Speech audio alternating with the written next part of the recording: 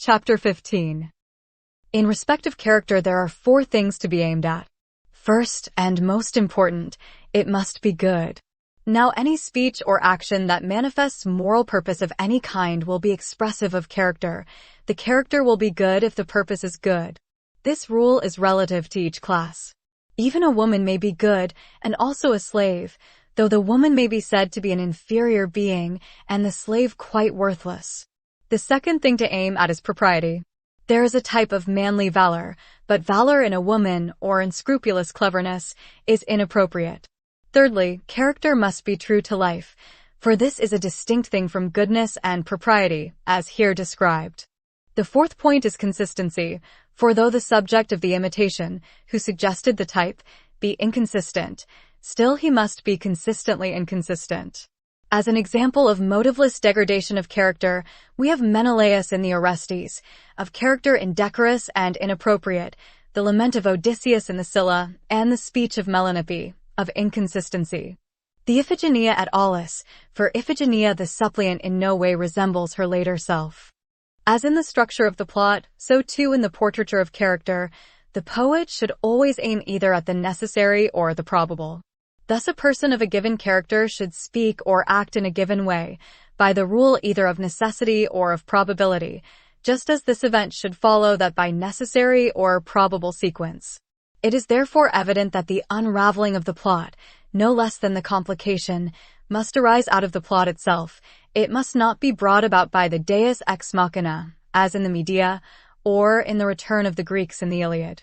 The deus ex machina should be employed only for events external to the drama, for antecedent or subsequent events, which lie beyond the range of human knowledge, and which require to be reported or foretold. For to the gods we ascribe the power of seeing all things. Within the action there must be nothing irrational.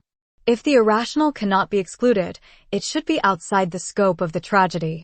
Such is the irrational element in the Oedipus of Sophocles.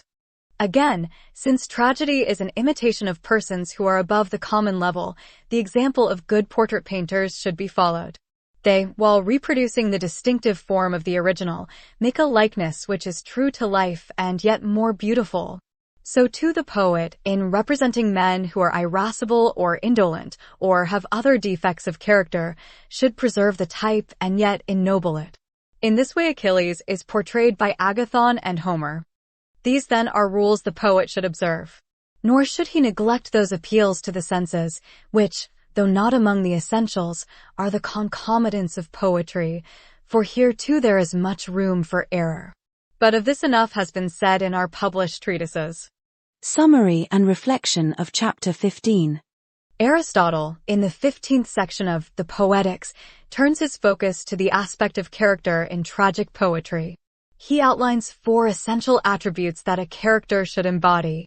First and foremost, the character must be good, with actions and speeches reflecting a moral purpose. The definition of goodness, however, is relative to each class, challenging traditional societal hierarchies. Secondly, characters should exhibit propriety, aligning their behavior with the expectations of their gender or societal role. Thirdly, characters must be true to life, distinct from their moral standing and appropriateness. Lastly, consistency is crucial. Even if a character is inconsistently portrayed, that inconsistency should be maintained throughout the work. Aristotle emphasizes the importance of adherence to necessity or probability in the portrayal of character, mirroring his earlier guidance for plot construction. Characters, much like plot events, should unfold in a manner that is either necessary or probable. The unraveling of the plot, along with character development, should emerge organically from the narrative, avoiding reliance on external interventions like the deus ex machina.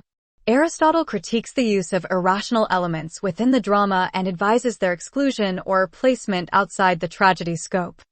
Drawing an analogy from portrait painting, Aristotle suggests that characters should be depicted with both truth and beauty. The poet, akin to a skilled portrait painter, should capture the distinct form of the original character while elevating it to a more refined state. Aristotle exemplifies this with Achilles, portrayed by both Agathon and Homer. Practical exercises. Writers. Craft a short story featuring characters with moral purposes, exploring the nuances of goodness in various societal roles. Write a dialogue between characters, ensuring that their speeches align with their assigned gender or societal expectations, exploring the concept of propriety. Composers. Compose a musical piece that mirrors the moral journey of a character, using musical motifs to represent shifts in character attributes.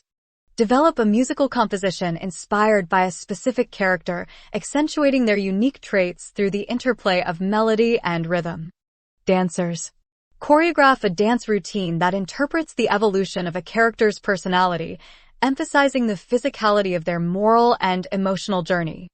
Create a dance performance that embodies the propriety or impropriety of characters, exploring how movements can convey societal expectations. Actors.